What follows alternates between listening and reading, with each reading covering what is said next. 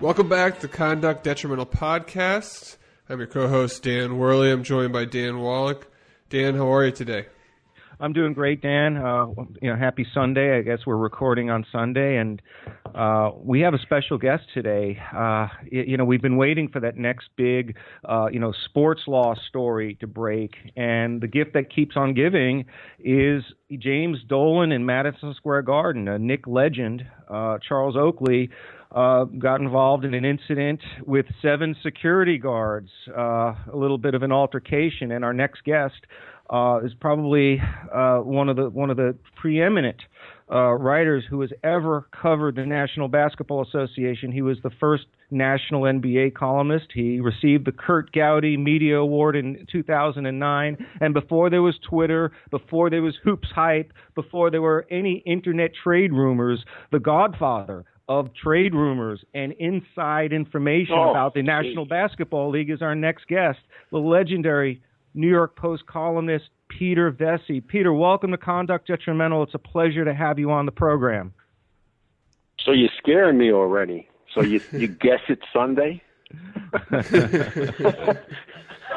You guess it's Sunday, huh? Well, let's get that straight before we start. Let's try to get the facts here. Yeah, and, we're putting a lot of pressure on Dan. We're going to put a lot of pressure on Dan Worley to upload this pretty quickly. So you only have 8 more hours to, keep my statement truthful. And also, when somebody starts talking about me dealing in rumors, that pisses me off immediately, because rumors are for people that don't know what's going on, and people never really, a lot of people didn't understand when you print something that something's going on. So-and-so is talking to so-and-so about so-and-so, and it doesn't happen. They say, well, that was a rumor.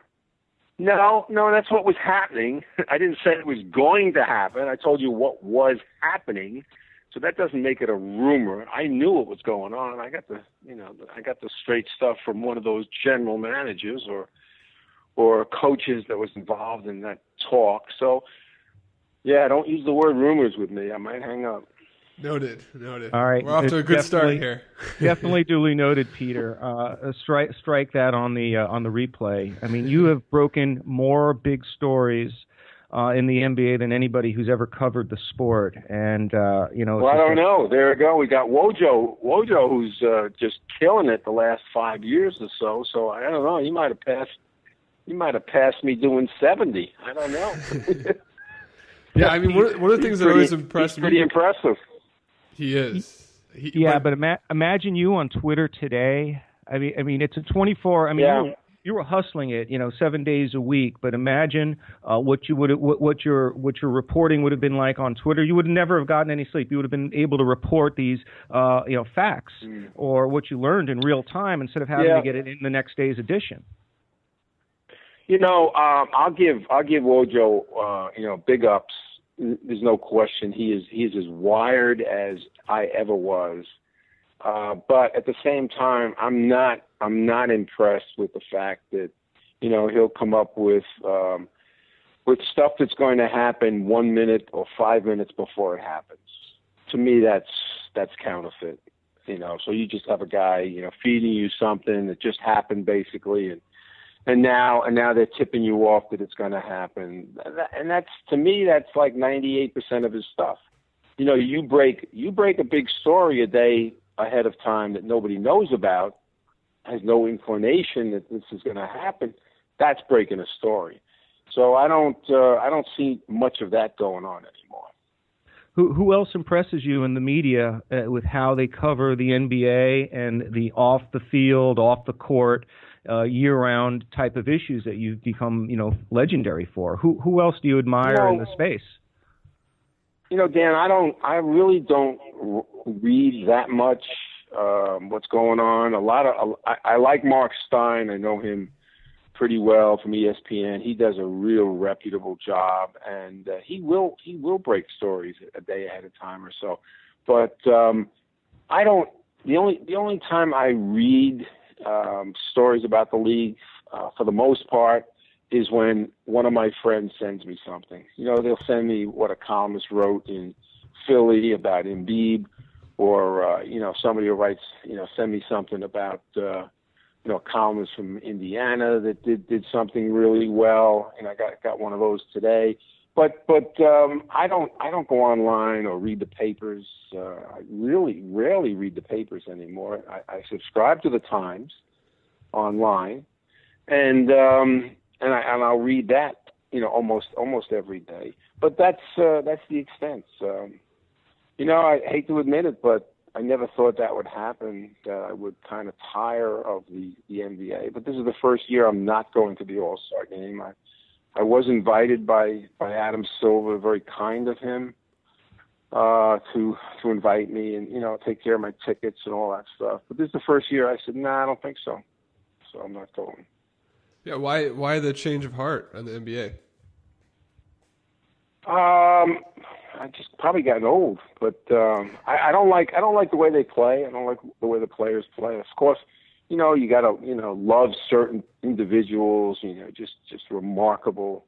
What Harden and Westbrook, and I love Curry, of course, and love Thompson, and special interest in those guys, those last two, because I covered their fathers and know their mothers.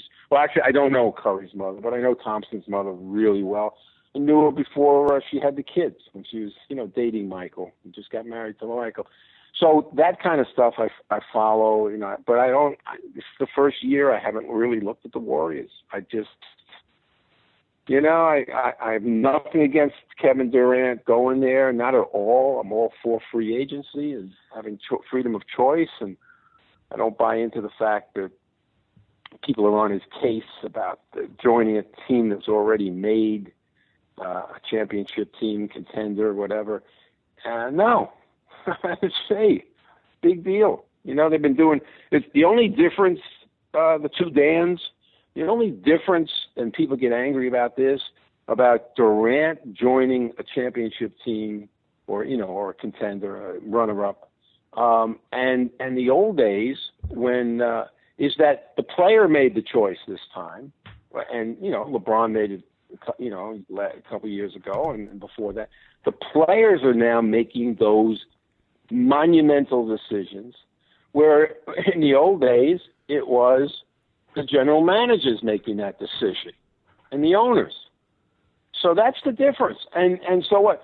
Why would we be angry at Durant? So what about when they traded the general manager and the owner of the Thunder traded Harden to Houston? Yep. What was that? That was ridiculous that they gave up him because it was a money situation. That was ridiculous. Yep. But the Celtics trading for Garnett and Allen, to join Pierce and making them into a championship team. What's the difference? They made that trade. All right. Now the players are, and that's really the crux of it. Yeah, Did I answer your question? I think so, yeah. I just went off. No, it's interesting. I mean, we love to hear. I mean, you've been covering the league closely for years and years, and have seen these different generations of players. And I'm interested personally in sort of like the top level players now, the Durants, the LeBrons, the Currys. I mean, how would these players compare to the players of past generations? Whether that's Julius Erving, Michael Jordan, Larry Bird, Magic Johnson. I mean, how do you see today's game fitting into, or today's top players fitting into those players of the past? Well, again, I'm not going to be one of these old guys that talks about the old players being the only ones who can do it. These players are unbelievable. The way they can shoot, the way they can handle the ball. There's no question about that. But the rules have changed now. They've been changed for quite a while. No more hand checking.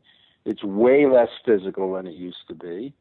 So you put Michael Jordan into this era, and he might average 50 a game. Especially playing. What if he were playing? The way Westbrook is playing. With a team that has few people to support him.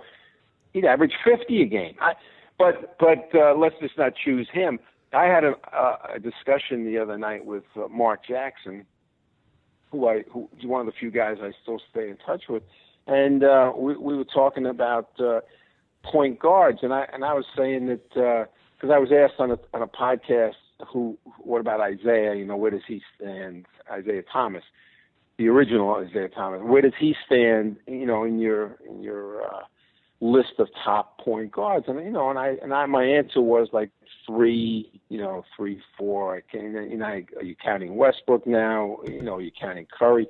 So anyway, so I told Mark what I said, and he said he's number 2. I said, really? Wow. I said, okay. Wait, hold on. I said, there's Magic and Oscar. Oh no, Oscar. He says Oscar really wasn't a point guard. I said, hold on, Mark. The guy, he averaged a triple-double almost 4 years. Almost 4 years he averaged a triple-double. What were those assists? Well, you know, he just handled the ball a lot.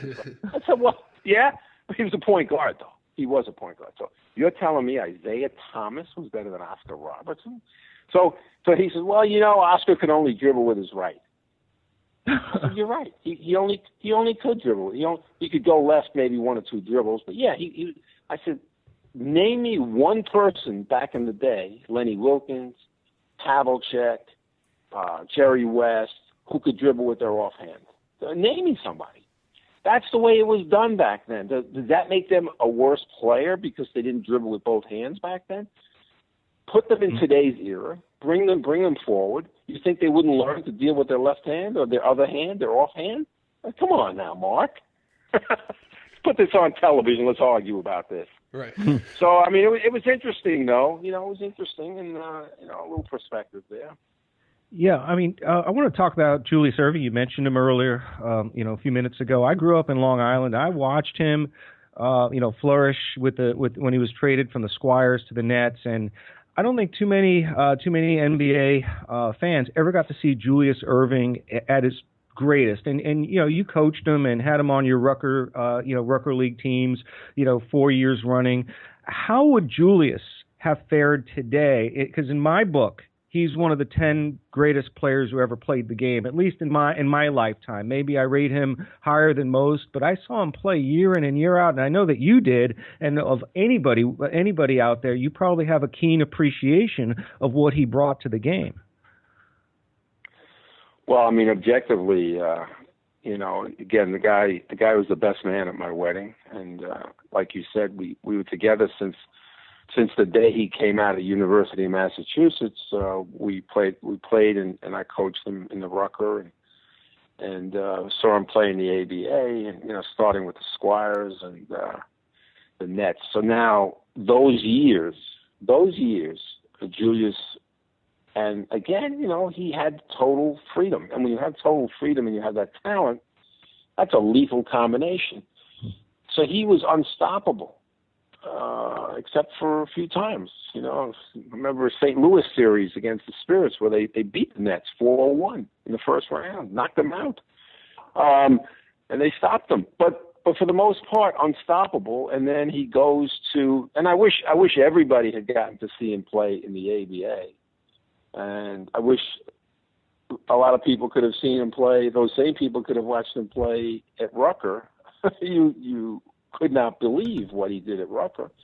But then he went to the NBA, and it's a whole different ballgame.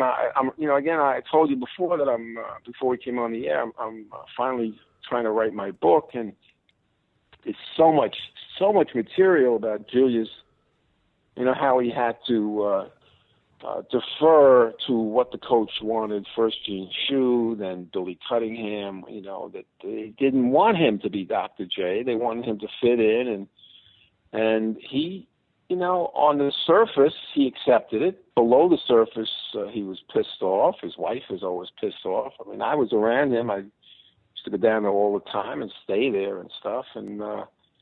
There was a lot of stuff that held him back. And then his teammates, he had to defer to George McGinnis and, Doug Collins, Lloyd Freed. Not defer to those guys, but he had to play the game with them and share the ball with them. I guess that's what I was saying. And that was he did it. He did it without causing a stink, but it certainly detracted from his overall, excellence. Yeah. So that's the way it goes. I wrote so many things. I'm reading. I wrote so many things about that. I was always pissed off at Cunningham. Well, and, I was pissed off at the Knicks, Peter. I was pissed off at the Knicks for having turned down the opportunity to acquire Julius Erving in exchange for, I guess, releasing the Nets from any indemnification obligations from how close, how real were those talks? Could the Knicks have actually acquired Dr. J and said no over money? Yeah.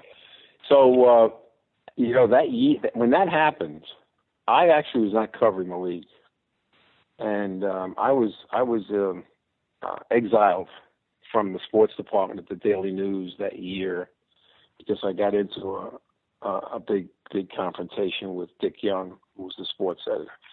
So I was out of the department, and quite honestly, I don't mind admitting it because I didn't. How much could I have known? But I did not know about that till years later. I didn't know about it.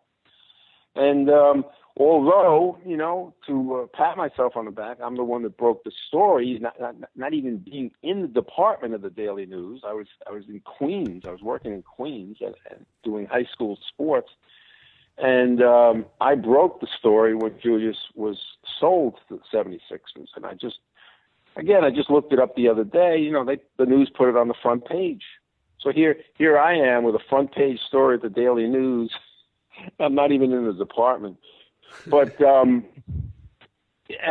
then soon after, I'd say several months after, I broke another big story, and the Post was bought by Rupert Murdoch. This is 77, and my buddy from the Daily News was made the sports editor. His name's Jerry Lisker. And he hired me in 77. So in November of 77. So anyway, to answer your question, I only know what I read regarding that. I when I first saw it years later, I didn't see it till years later. What? But from what I can gather, they could have, like you said, get rid of the indemnification money. Roy Bowe, the owner of the Nets, was hurting for money. He owned the Islanders, and then he got caught mingling funds with the two franchises. And one of his guys, Mike something, he went to jail because of it. And so, in the end, Bowe had to sell, and, Julius was gone. Tiny Archibald got injured like 34 games into the season. And he was angry about stuff, and they traded him, and and then the franchise had moved to Jersey. Bowe had to sell. Yeah, I remember. Very sad stuff. I remember that brief period of time when Dr. J and Tiny A. That was the bumper sticker. Dr. J and Tiny A. That was the shirt. The shirt, and I wish I had one. I wish I had one. That would have been a classic to have. That never happened. The things that never happened are worth more, right? Yeah. Super Bowl T-shirts that are somewhere in Africa right now with the Atlanta Falcons winning. Right? Yeah, Peter, I had. Let me say, sure. Along those lines, when the Knicks were in the finals in '94, and then lost, I was able to confiscate a hat that said, New York Knicks '94 champs, and I kept it for years and years, and then some multimillionaire did me a huge favor. He let me use his place for winter to write, and I didn't know what to give him. And he's a huge Knicks fan, and I gave him the hat. Wow. And because what can you give a guy that's got everything? Right. I gave him the hat, and he's now living in Boca, by the way. He just bought a house in Boca, but yeah, he really liked that hat. But I wish I had it back. Yeah, I bet it'd be worth a lot on eBay right now. Peter, you had a real knack for nicknaming players. I think that was, we were going back through some of them. They were just incredible. I grew up in Chicago, so I have to ask, did you come up with the nickname Air Jordan? There's two ways of looking at this. No, I did not. It was on his sneaker. He was wearing Air Jordans. So when I saw him play at the Garden in the exhibition game before, in his rookie year, and I went nuts. The column I wrote on him, I just went nuts, and I called him Air Jordan throughout. Mm-hmm. So people give me credit for that, but his agent David Falk always said that by using it as much as we did, and they put it on the headline and everything, that really pushed the shoe, and really became his nickname. But I can't take credit really because I just stole it. Yeah, that would be some royalty for you, Peter. Imagine. Well, the one royalty I did have, and I should have had, and I didn't do it, was Larry Legend. I did name him Larry Legend, and if I only thought about it, and did what I had to do, and I see it to this day, how many shirts and hats and cups and everybody's got Larry Legend stuff. That would have been a score. Yeah, but Not that smart. Yeah, you came up with more nicknames. One of my favorites, and it's probably going to transition into our next story, was the sexual harassment hacienda. That was as somebody in the New York area at the time. I just absolutely loved any article that you wrote to denigrate the Knicks or more importantly their management, because they are like the worst of the worst. And you've been through several iterations of Knick ownership. You were there during the Gulf and Western era when Mike Burke was running things, and then Summer Redstone and Viacom controlled the Knick organization for a brief period of time during their halcyon days in the mid '90s, and then of course we come to Camp Cablevision.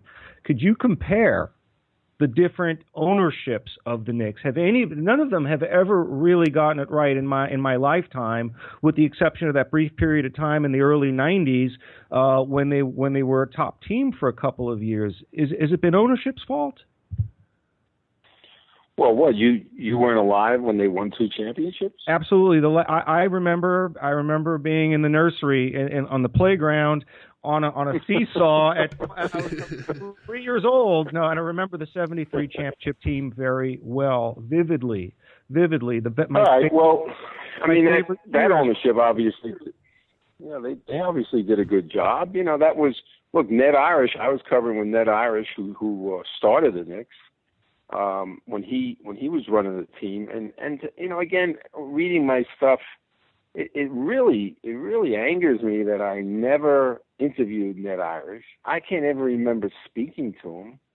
I really wonder, what the hell was I thinking? Or somebody who would have known better would have said to me, you ought to go talk to Ned Irish. He's look what he's done. And I know who he was, and I knew he was an ex-sports writer, and he was college basketball. He got that into the Garden. That was his.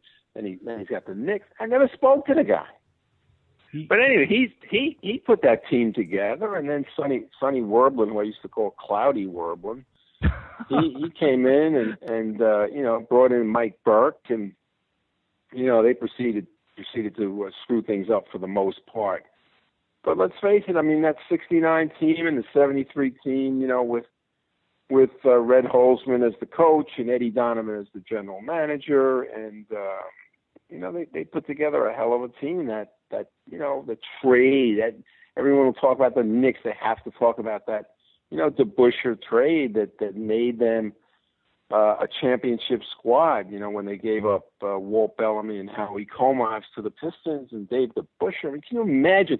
That's kind of like Durant leaving Oklahoma City. He'd been there all along. Here's Dave DeBusschere, who was he's still young. He was the coach of the Pistons at 25 or 24, whatever the hell he was, and player coach, and they trade him to the Knicks. What? Surprised any fan ever went to a game again. Well, Bellamy was a really good center. But what that did, those guys were really sharp back then. Then Holzman turns things around. He had taken over for Dick McGuire as coach, and he puts Cazzie Russell on the bench. He puts Walt Frazier into Howie Comives spot. And now you got Brad. Now you got your starting five. You know, Barnett. You know, the Busher.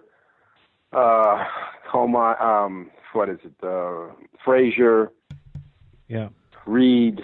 You know, whatever. And there's the championship team. I mean, the way they put together that team was unbelievable. Yeah. And then they switched it around in '73. They brought in Earl Monroe. They bring in Jerry Lucas, and so things have never been the same. They were close, like you said, you know, and Dave Checketts had them a championship team. You know, he brought in Riley. That was, you know, a tremendous thing. But there's always something. There's always somebody submarining, you know, something. You know, whether it was, you know, Patrick Ewing deciding that you know, he wanted to be traded because he didn't want his role reduced, and Checkett's giving in to him, and then screwing up the franchise for the next 10 years because of the salary cap numbers, and giving Allen Houston that $99 million contract, and there was so many things. You know, Van Gundy quitting, you know, during a season, screwing up the team. I mean, I'm amazed, you know, and I listen to guys, you know, and I don't watch that much anymore, but I listen to, you know, Van Gundy over the years, Barkley over the years. They're so pompous and so arrogant about, you know, the way things should be done, and they never did it the right way. I mean, Van Gundy quit on the Knicks in the season and destroyed the season, and he has the right to talk about anybody doing anything wrong. You know, and Barkley talking about Kevin Durant, you know, being, what did he say? He was, what was the word he used for? Whiner about LeBron James. But about going to, that was LeBron, but about Durant going to the Warriors, he called him something. Coward. He called him a coward. And this is the same guy who demanded a trade from the Suns so he could go play for a championship team, the Houston Rockets, who had just won 2 titles with Hakeem and Drexler. You know, Drexler came for the second one. And now he joins a team that's got Pippen, Hakeem, and Drexler. He did the same thing, and he's the one that choreographed that. He demanded a trade. And now he talks about somebody else doing it. It's amazing. And nobody says anything on that peanut gallery set of theirs. You know? God. Yeah. They're no balls, those guys. Speaking of, you know, failures with the Knicks, I mean, this season is almost unprecedented. We've seen, you know, a civil trial. We've seen a player gone missing. We've seen rough play, battles in the media with their GM or president or whatever Phil Jackson's title is. And then obviously the incident with Charles Oakley this week. Peter, I'm sure you've, you know, seen the video, have heard all about it. I mean, what is your take on the Oakley incident? Well, it was sickening, actually. I saw it almost immediately. I wasn't watching, but people immediately sent me stuff on it, and then it got on Twitter and stuff. And that, even the Post had something yesterday on Twitter. I saw that from a whole different angle later on when he's on the ground, when Oakley's on the ground, and he's saying to them, "I didn't do anything. You know, leave. You know, let me get up. Would you? You know." It was pathetic. It was sickening. I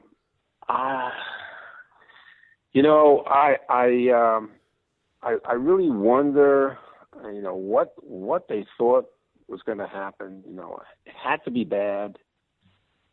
There's so many angles to this, but you know how he wound up sitting, you know, a few rows in back of the owner. How did that happen? You know, was he set up? He said he bought the ticket. From who? Well, how can you buy that ticket, Charles? You know, and you know where Dolan sits.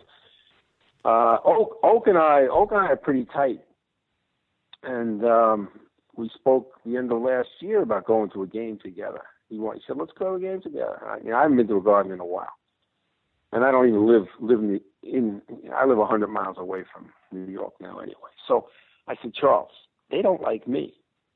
I know they don't like you, and we're going to go to a game together?" I said, I don't think that's going to wind up well. So, I didn't even think about it. But then I see what happens. And, and they said that he acted wrong. First of all, nobody that I have people around in that area that sent me notes that he said nothing. That's what they told me. Nothing. They heard nothing. So now you read all the stuff that happened beforehand and all that stuff. That's nonsense, all that. Let's just talk about him sitting there and those guards coming up to him. Did he say something to the guards that kept looking at him, staring at him? You know what? I might have done that myself. Like, what's the problem? I'm watching the game. Why are you guys looking at me like that? What's the problem? So you got a problem there. But he said anything to Dolan. You can't convince me he did because nobody told me he did. So they come up to him, and you're watching this thing, and people wrote, "Oh, he was dead wrong." And Jay Williams, that moron, said Oakley was absolutely wrong for what he did. Really, Jay? What did he do? Did he ride a motorcycle when he wasn't supposed to? You moron. Oh, geez. The guy put his hands on Charles. That one guy put his hands on him. What does he think's going to happen? You put your hands on somebody like Charles Oakley, or anybody who's a tough guy. Get your hands off of me. I mean, I'm saying it to myself. Get your hands off of him. What are you doing? Can you ask him to leave, talk him out of leaving? Don't put your hands on him. So that's where it started. Don't tell me that Charles was wrong because they put their hands on him and he reacted. Please. Oh my God. Well, they brought 7 security guards. I mean that in itself might have appeared as a prelude to some kind of physical action or some kind of attempt to intimidate. Of course, you're ganging up on him. What do you expect going to happen? Send somebody over there to talk to him, and then for them to say afterward, Dolan says he shouldn't have been in the seat, shouldn't have been in. So in other words, the ban had already taken place, and So what do you say? Nobody brought him up on that. Well, what do you mean? He shouldn't have been in the seat. He paid for the seat. I mean, is there a poster outside the Garden with Charles' name on it? Don't let this guy in. Come on, man. But nothing that Dolan or any of those people that work for him surprises me. I mean, they're a bunch of lowlifes. And I stopped going to the Garden when I was covering the team. I'm done with them. They make life miserable. They make it difficult to do your job. And, but again, these fans, all these fans that, chanting, Oakley and down on Dolan, it's all lip service. It's all nonsense. They're talking the talk, but they're afraid to walk out. Walk out. Don't pay. Cancel your season ticket. If you really feel like you want to get rid of the guy, it's the only way you're going to get rid of him. But nobody's going to do that, or maybe 2 people will do it. So I don't even listen to the fans. Is the NBA in a position to do something about this? I mean, instead of letting the incident die down, what Dolan did the next day was escalate things dramatically with accusations that he's got a drug or an alcohol problem, that he needs help, the anonymous witness statements, the video with captioning. I mean, it is so over the top. I think the league should actually step in because this is only going to get worse. Oakley's going to hold a press conference this week, and they could be in a lawsuit. And this is an embarrassment for the organization to have taken it this far. Look, this is not even close to the embarrassment they were in with the sexual harassment that a lawsuit that they lost. Mm-hmm. So he didn't back down to that. The league didn't do anything for him for that. Sexual harassment at the Garden. I was told at that time by somebody at the top of that Garden was prevalent. Not just the accusation against Isaiah, prevalent. The stuff with Stephon Marbury, isolated instance compared to the whole thing that was going on. So, Dolan is the boss of that, and the league did nothing about it, and will do nothing about this either. They might talk to him, but what are they going to do? they were able to take away Donald Sterling's team from him because he got caught on tape saying something, untoward, racial. But believe me, they're not going to do anything. Have you ever sat down and spoken with James Dolan? Do you have any personal, experiences with him that you can share with us? No. I talked to him once, and I've written this, so I don't mind bringing it up again. Is that Isaiah Thomas, when he was president of the team, he wanted me to be his general manager. And, what? Really? Wow. Yeah, and I spoke to Steve Mills. We spoke on the phone about it. Do I really want to do it? What would I do? Blah, blah. We spoke not all that long, maybe 10, 15 minutes. And so they set up a meeting with me and Dolan during the All-Star game in L.A.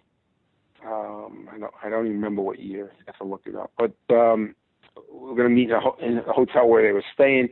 And we just happened to walk in at the same time, Mills, Dolan, myself, and he said to me, he said, "Why do you write the stuff you write about me?" I said, we're not even introduced basically because the meeting didn't start. We're just walking in, and he goes, "Why do you write those things about? Why do you write that? You don't know me." And I said, "You don't know me either." I said, "That's what we're supposed to be going to be doing. We're going to get to know each other and stuff." And he was muttering and stuff, and I said, "Forget it." And I just walked. I called Isaiah. I said, "Forget it. That's the extent of my, which, you know what? I can say it. I don't care. With all due, immodesty, I could have saved them a lot of bad deals. Isaiah used to counter me a lot in the studio when we worked together at NBC. I would tell him this, you can't say that. Why don't you say this? I'd help him a lot, and so we had a pretty good relationship. But then he comes in and just does this, he does that, and I could have saved them. I could have really helped the Knicks, really helped them, Yep. But.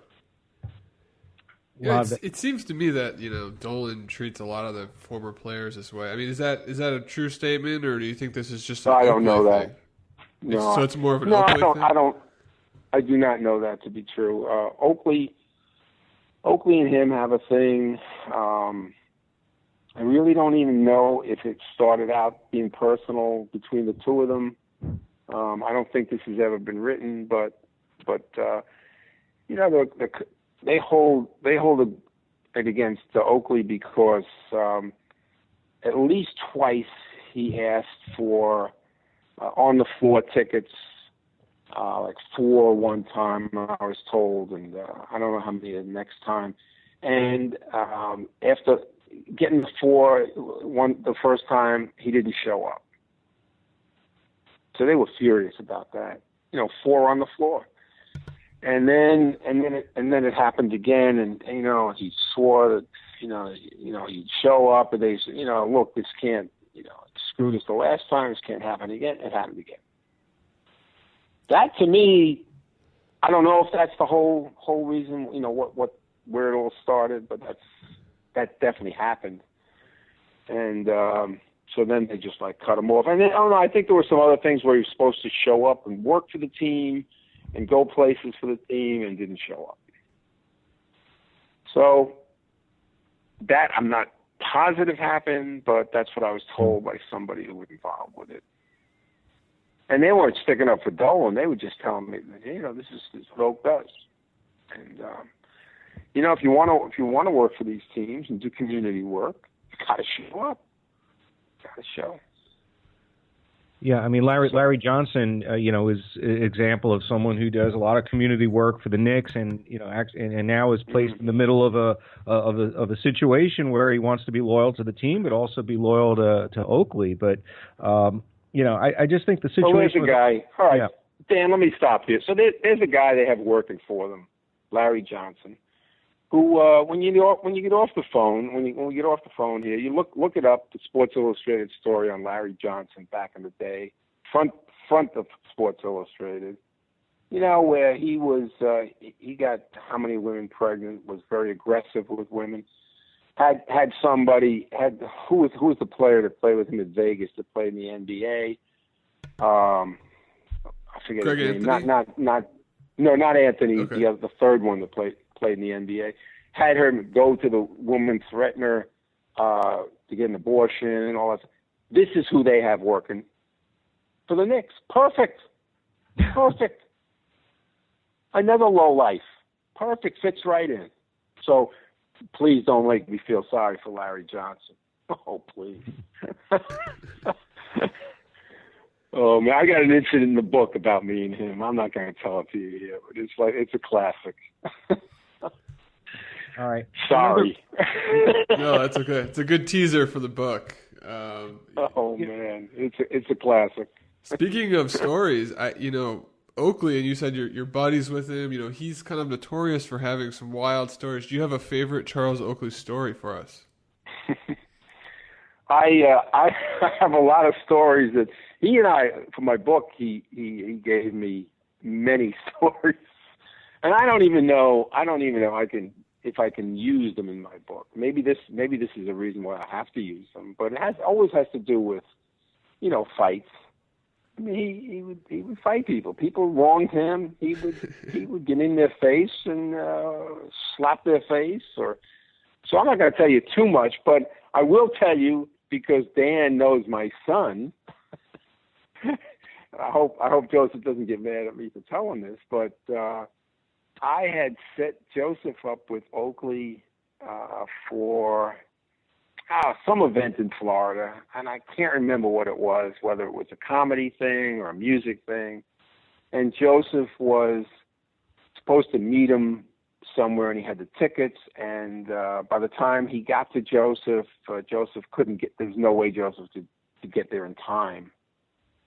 So by the time he did get there, Oakley was furious, and that went off on my son. Did he scared slap the him? life out of my son. No, he didn't touch him, but it was like, you don't need to be touched by Charles. Yeah, He's I scared. So he wasn't going to hit him, but he was mad, But it was his fault. He didn't tell him when to show up, and then by the time Joseph had like an hour to travel to meet him. Anyway, it was like, oh my God, And Oak and I never spoke about that. I was going to pin him up against the wall, but I figured I better not. Yeah. Yeah. Joseph still says, "Whoa, that Oakley." He's not an Oakley fan. Yeah, I mean, do you remember? I mean, did you witness the incident where he slapped Tyrone Hill in the face? Was that No, I didn't witness it. Yeah, I didn't witness it. I mean, that's kind of like urban legend. Yeah. That's urban legend about. Oh Oakley. yeah. And there's a huge story behind it and stuff like that. But it was a gambling thing. It was kind of like the Crittenden story with Arenas. A gambling thing. Well, Oak had lent them money during I believe it was a dice game or a card game or something, and Tyrone didn't pay him back. Well, what the hell? Talking about a lot of money here, not chump change. So. And then Tyrone and I were pretty tight, and I don't know when I printed that story. I broke that story, and Tyrone came to me. What do you do? Why would you do that? I thought we were boys. I said, Tyrone, I don't have any boys. I said, you did it. It's going, and I found out about it. I'm printing it. So he never spoke to me again, I don't believe, but. And then, so that actually went on and on for a while, even after him slapping him.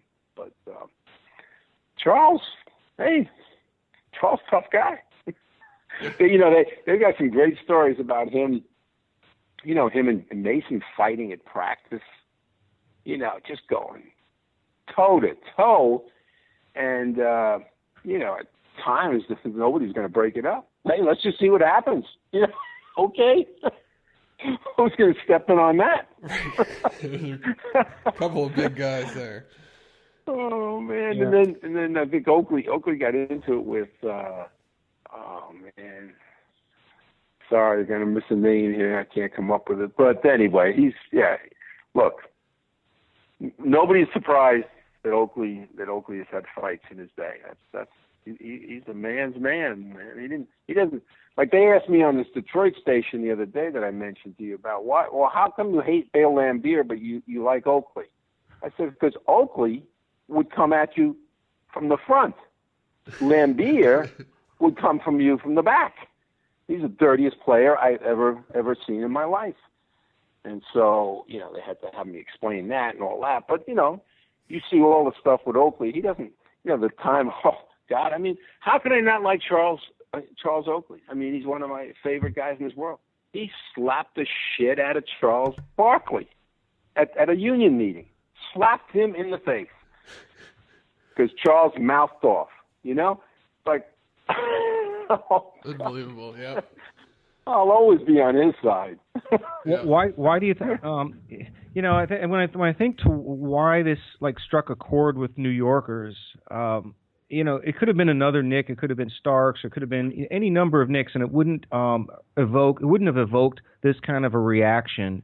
And I don't know. I think part of the reason for the response is we never really got a chance to celebrate Oakley's career with the Knicks.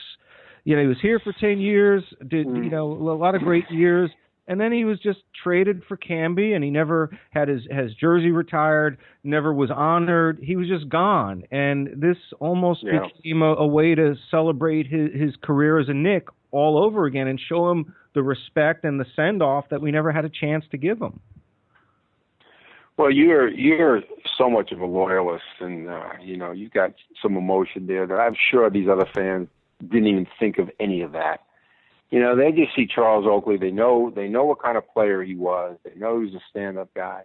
Uh-huh. That's why they reacted, and then they saw him ganged up on at the Garden during the game. I mean, it's just so wrong. It's unbelievable. But all the stuff you said is true. One of the great trades in Knick history was Oakley for Cartwright. Jordan didn't like it. He loves Oakley to this day, and but it turned out great for both teams. The Bulls couldn't have won a championship without Cartwright, and Oakley was the piece that they. It was also the swap of draft picks. It was an 11 for a 19, and that 11 became, I think, Horace Grant. Wow. I don't remember that. Yeah, there's a swap of draft picks. The Knicks had the 11th pick, and the Bulls had the 19th. They swapped picks. The Knicks end up taking, I think, Rod Strickland with the 19th pick, and the Bulls were drafting Horace Grant. So it was almost like a 2-for-1. It did certainly work out wonderfully for the Bulls because they ended up with 2 starters out of the deal. But then again, so did the Knicks. I mean, look, if that was the trade, nobody suffered on that one. The problem was when they traded Strickland for Cheeks.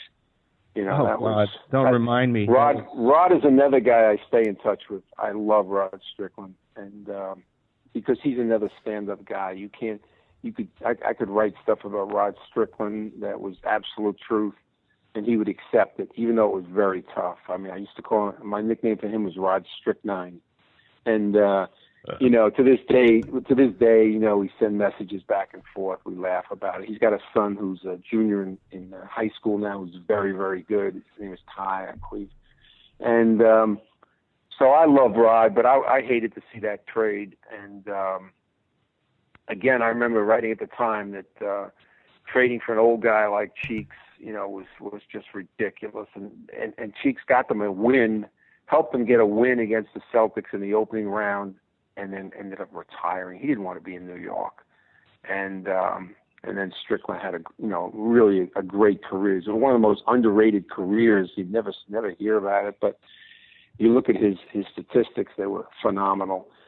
And unfortunately, he had a drinking problem. He's had a drinking problem, a lot in his life, even when he was the assistant coach of Kentucky. But he seems to really be doing well.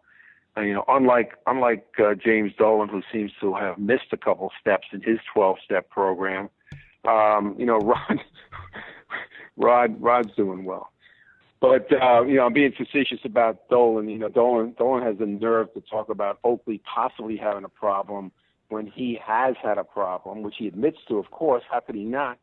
But I'm just waiting. I'm waiting for Dolan to come clean about the rest of his problem. He never has, and we know there's way more to it than that. So, to me, guys that hide behind alcohol problems, admitted alcohol problems when they have other problems, they're phonies. They're total hypocrites, and yeah. Charles Dolan is that. Mm-hmm. Mm-hmm. Will we ever see the day in our lifetime when he finally sells?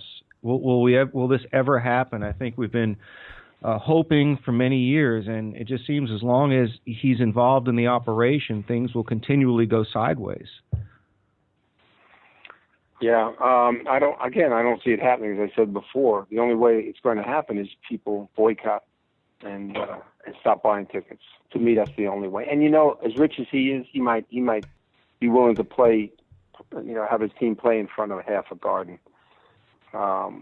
He's a very, very stubborn little man. But no, I don't see it happening. Not in my lifetime, that's for sure. Yeah. So, Peter, tell us a little bit more about the book. Do you have a release date, or are you still writing, or how's that going? No. I'm really. I stopped for quite a while. I just was not motivated, but the last few weeks I've gotten back to writing. Okay. No, there's no release date. Do you have a title? Do you have a working title? I'd rather not. I do, but I'd rather not. Fair enough. Yeah. Trademark it. No, it changes. It changes, but I think I have one now I'm going to go with. But cool. Look, I'm a long way from doing it. I'm telling you, I'm like, it's writing is not one of my favorite things. So for me to really force myself to get in and tell these stories, it's much easier for me to tell you on the air. But I'm trying to carve out, like, I work from like from 11 at night to 3 in the morning now every day. See how that goes. Yeah, it's very, very tough to find time to write and to motivate yourself to write it. Even if it takes you a couple of years, you have so many stories to tell. And in the last year when you were writing your column for the Post, I particularly enjoyed your sort of like love letters to, like, the great New York basketball of, the 50s, 60s, yeah. 70s, and you have so many wonderful stories to tell, and you're the only one really who can put those out there, who experienced all those different eras of basketball in New York City. So I really hope it does come to fruition, because we need those kinds of remembrances and great inside stories of so many of the great players and eras in New York City. I don't know, so Dan, I appreciate that. That was one of my favorite things that I did do, those type of pieces, where, I would go out, for instance, out to California and spend some time with Bill Sharman, and wound up doing, a large piece on him. And we became such good friends until his death. I'm still in touch with his wife. But those type of things, I love doing them. One of the reasons I quit the Post, retired, was that the editor, Chris Shaw, the breaking point. There were a lot of things, disrespectful things. But the breaking point was, I had been invited out to Los Angeles by the Sharmans for the reunion of the 72 team that had won a championship and still holds the record for 33 wins in a row. And there was a meeting, reunion out in L.A. at the Marriott down on the beach. And I was the only writer that they invited to sit with the team at the dinner beforehand. And then they had a large 1,000 people upstairs, and they introduced the players. They showed a video. They showed a documentary that the Sharmans had put together. And so I was at a table with Jerry West and his wife, Will Chamberlain's sister and her husband, who was a Globetrotter, with Wilt and has since died, Flynn Robinson and his wife. Flynn Robinson has since died. and Leroy Ellis and his wife, and Leroy Ellis has since died. So the only males left from that table are me and Jerry West, and he just had an incident to put him in the hospital. So I had known Leroy Ellis since he was in high school. I knew of him. Played at Thomas Jefferson in Brooklyn. Played with Tony Jackson. A friend of mine that played at Hofstra with me, Jimmy Boatwright. And when he went to St. John's as a freshman, they had a freshman team. There was no varsity for freshmen then. And he played on a team that had two guys, that had a guy from my high school, Archbishop Malloy, named Willie Hall, who played for Coneseca. And then Coneseca and Willie Hall went to St. John's together. And this was their freshman team. And I used to follow the freshman team around as much as I could and watch their games. I mean, who does this? It was like I was so into that team. And at the table at night, I tell Leroy Ellis this. And I know he's dying. Everyone knew he was really sick. He had cancer. And I told him the story. And he was so happy that he said, you didn't really do that. I said, I really did, Leroy. I really did. I followed you guys around. And so I know a lot about you. And I said, he lived in Portland. I said, I'd love to come, and do something with you. And then he dies. And so I wanted to do, a large column on him. And Chris Shaw said, you can give me about 13 inches. That's it. And I quit that day. I said, that's it. I'm done. My contract's up at the end of the year. I'm done. So this guy, he just didn't get it. He had he's so stupid that, so many people in New York City would have loved to have read a long column on Leroy. And I wound up doing, 15 inches just because I felt I owed it to him, to his memory and stuff. And I wound up calling, I called, Mrs. Sharman, Joyce Sharman, and I called Will's sister, and I said, I quit today. I'm done. And that's why. Wow. So that was one reason. That was the breaking point. But yeah. Oh my God. I'm sure you'll have a few more stories in the book for us about that one. Yeah. I mean, that's a long story. So that's the problem, like how many stories can I do about why I quit? that's a book in itself. Right. But it all comes back to Chris Shaw. Oh my God.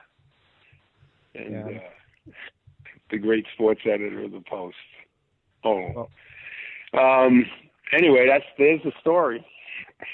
Well, is that one to end on? Yeah, we miss Hoops du Jour. I miss reading you 3 times a week.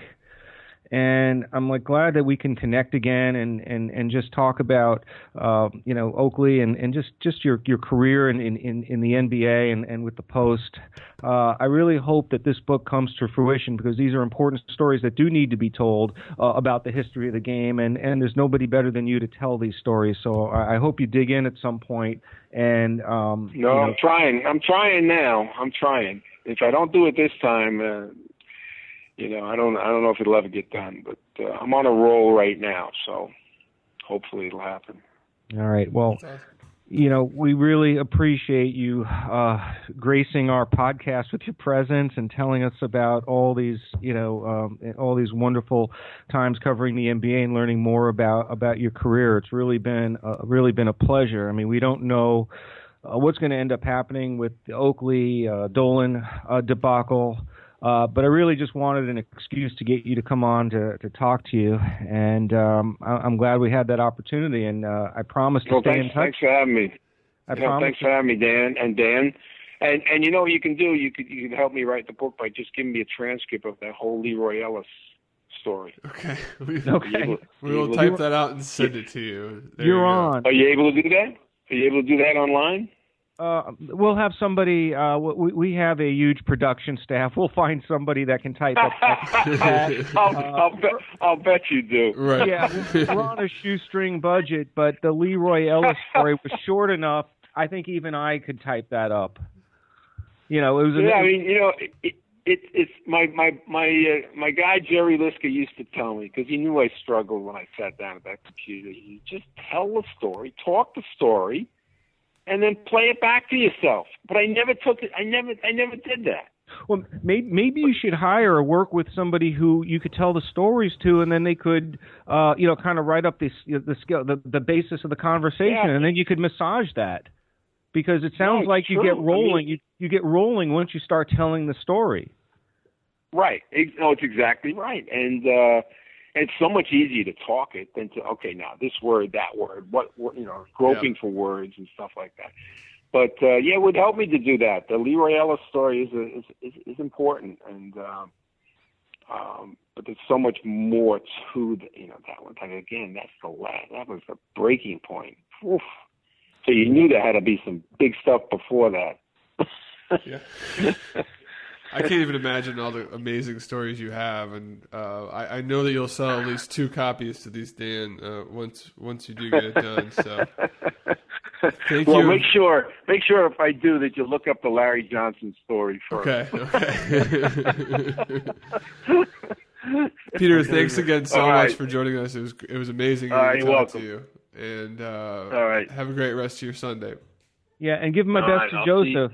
Give my best to Joseph, Peter. I will reach out to him, and I will hopefully stay in touch this time. All right, I'll tell Oak you said hello. Please, thank you. Take care. All right, thank you, Peter. Bye-bye now. Thank you.